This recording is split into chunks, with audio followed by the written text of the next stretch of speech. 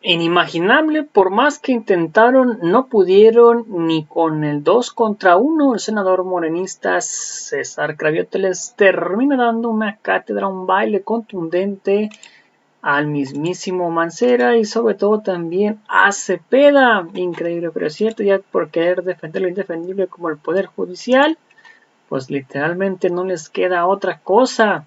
Así que pues bueno, sin más preámbulo, pues veamos de qué se trata, cómo estuvo y ahorita comentamos por qué no. Y es que pues todo sucedió prácticamente así, de esta manera.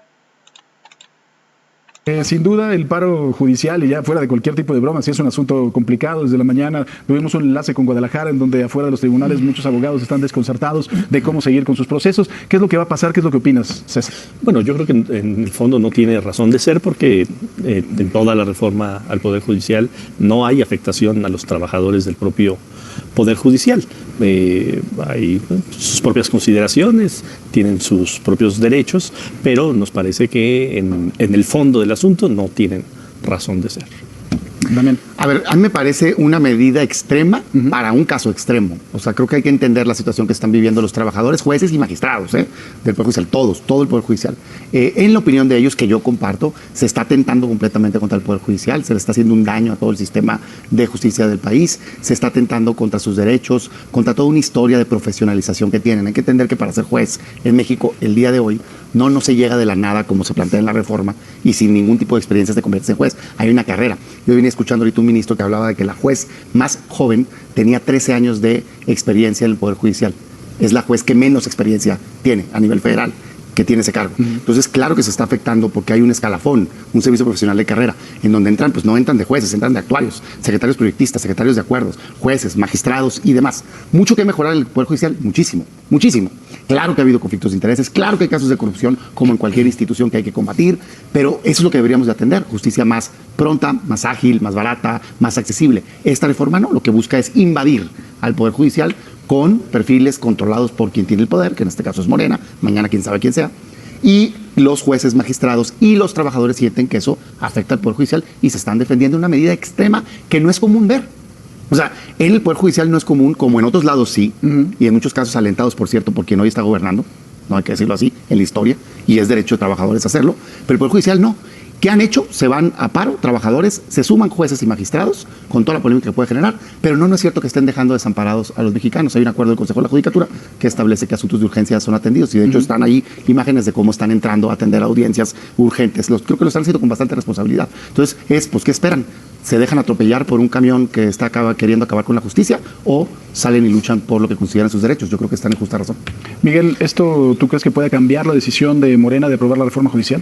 Mira, varias voces calificadas, me refiero en la representación propia de esta fuerza política, han dicho que ya no habrá más, que ya se hicieron aproximadamente 100 modificaciones, que se escucharon las voces en los diferentes foros y que ya no habrá más cambios. Me parece que se ha llegado ya a un choque final en donde los diques de ambos bandos están totalmente enfrentados. Esta posibilidad de que subsista el enfrentamiento, pues lo que va a llevar es a una prolongación de este paro. La afectación que hasta ahora me parece que no se ha comprendido, porque sí es cierto que en la reforma dice que se respetarán los derechos de las personas trabajadoras del Poder Judicial de la Federación, que es muy amplio, estás hablando de más de 50,000 personas. Pero este nicho del que se hablaba de jueces, magistrados, también tiene a personal que es propio de esa estructura. Por ejemplo, en el caso de magistrados, cuando menos 4 proyectistas. En el caso de jueces, juezas, cuando menos 7 proyectistas que no están en esa base de los derechos laborales, porque es personal de confianza y van a tener que salir. Personas que han venido, como ya se comentaba por Damián, con una carrera judicial abonada, que han tenido quizá una decena de exámenes, que ha venido teniendo un escalafón en sus aspiraciones. Desde el inicio de oficial judicial, que para ser oficial judicial necesitas 5 años de experiencia, no de haberte titulado, sino 5 años de experiencia, pasar a ser oficial judicial y de ahí actuario y de ahí secretario y de ahí poder pensar en que llegaras a ser juez o jueza. ¿Qué va a pasar entonces con la carrera judicial de quienes en este momento son juezas, jueces o magistrados o magistradas? Esa parte es la que no se ha resuelto. Y me parece que ese conflicto va a subsistir. Las repercusiones que se están teniendo y que son una realidad es algo que se llama seguridad jurídica. Tú eres un inversionista y vas a un lugar en donde te dicen, oye, si te clausuran indebidamente, tienes un poder judicial que te respalda. Si no te quieren pagar por algo que prestaste un servicio a gobierno, tienes un poder judicial que te respalda. Esta parte es la que no se ha podido dar garantía y la que sigue defendiendo a través de esta figura de la suspensión de actividades en el Poder Judicial. Ahora, César, ¿hay alguna forma de poder garantizar los derechos laborales de quien está refiriendo Miguel? Bueno, primero, sí, por supuesto que es otro esquema, pero no quiere decir de ninguna manera que alguien que viene en esa trayectoria no pueda justamente competir para ser juez, para ser magistrado o hasta para ser ministro o ministra de la Corte. También hay planteamientos que no son tan verdades, porque mucha gente en el propio Poder Judicial te lo dice. Bueno, eso de que cualquiera podemos llegar, pues entre comillas, porque pueden llegar los que tienen palancas con un juez o con un magistrado o con un ministro para que les den el empujón y puedan seguir subiendo.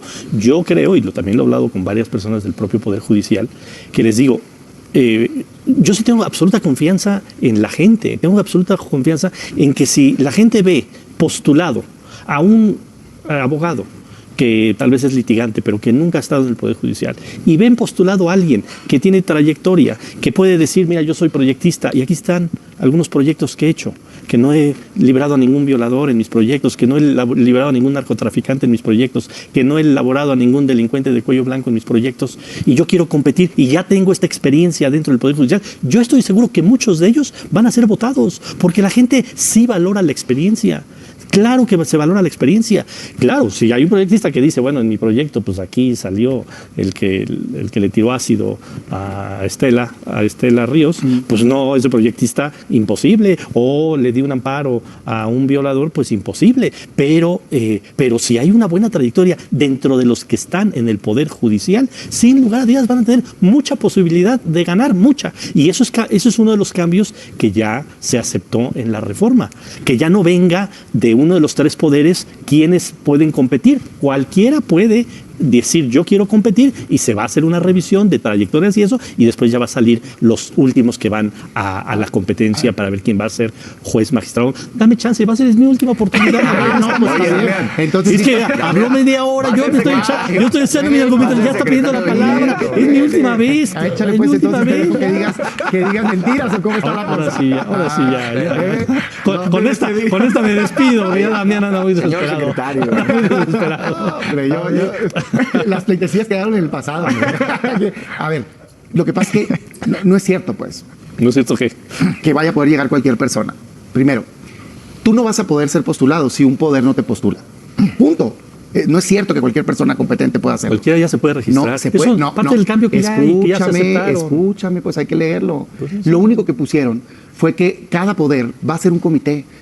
Es como cuando mandan a la Comisión de Justicia para que revisen la idoneidad. ¿Qué dicen cuando votan todos? Lo único que revisa la comisión es si cumple los requisitos de la convocatoria, que ya ni siquiera piden experiencia.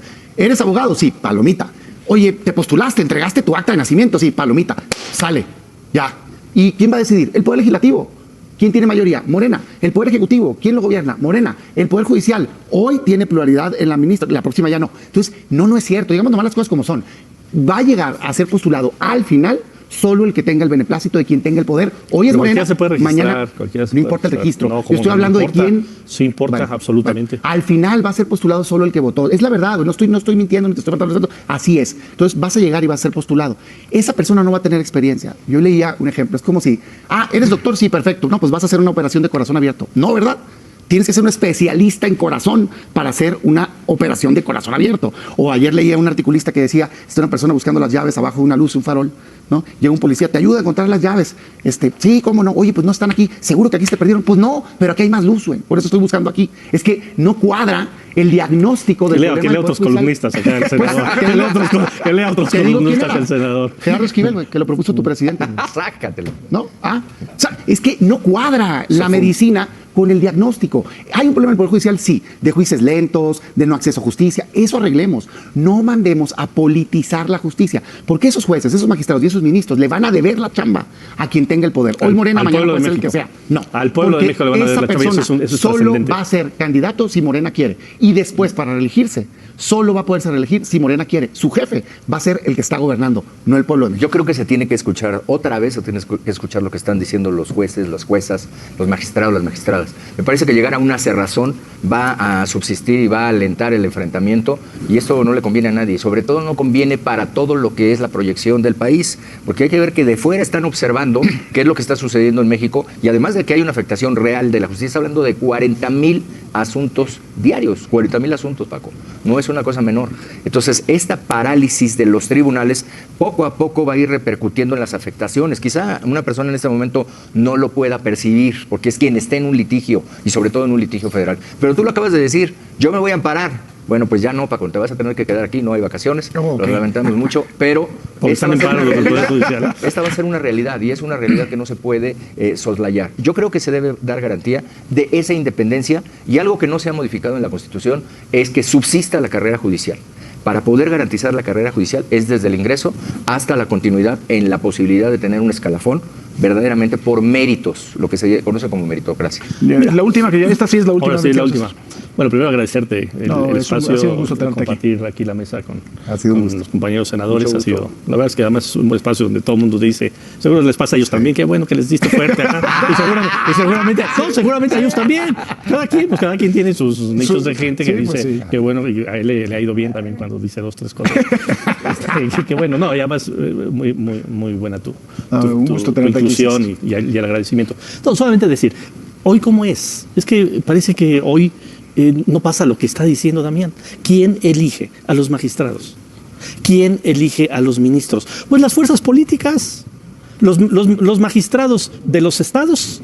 ¿Quién los elige? Los congresos de los estados. ¿Y quién representa los congresos de los estados? Las fuerzas políticas. También tenemos mayoría, por cierto. En casi todos los congresos de los estados también tiene mayoría, hoy Morena. No, pero cuando la tuvo el PRI y cuando la tuvo el PAN, así también fue. Entonces, de que siga siendo así a que sea por el voto directo de la gente, pues claro que es mucho más democrático. Y yo prefiero que un magistrado, un ministro, un juez diga, se lo debo a la gente, a la ciudadanía, y no se lo debo a cualquiera de las fuerzas políticas que pueda tener mayoría en ese estado o a nivel federal. Entonces, hoy, a excepción de los jueces, ¿a quién hoy se lo deben los jueces? Eso. Pues a la estructura de poder del propio Poder Judicial. No. A eso hoy los jueces le deben el cargo, a la estructura de poder de ese mismo poder. Hoy que se lo deban a la gente, yo creo que eso es más democrático. Y además, vuelvo a insistir, si le estamos preguntando a la gente, porque al fin de cuentas hablamos del Poder Judicial como si fuera una abstracción de una sociedad. No, un Poder Judicial está para servirle a esa sociedad. Y si hoy le preguntamos a esa sociedad, ¿qué quieres?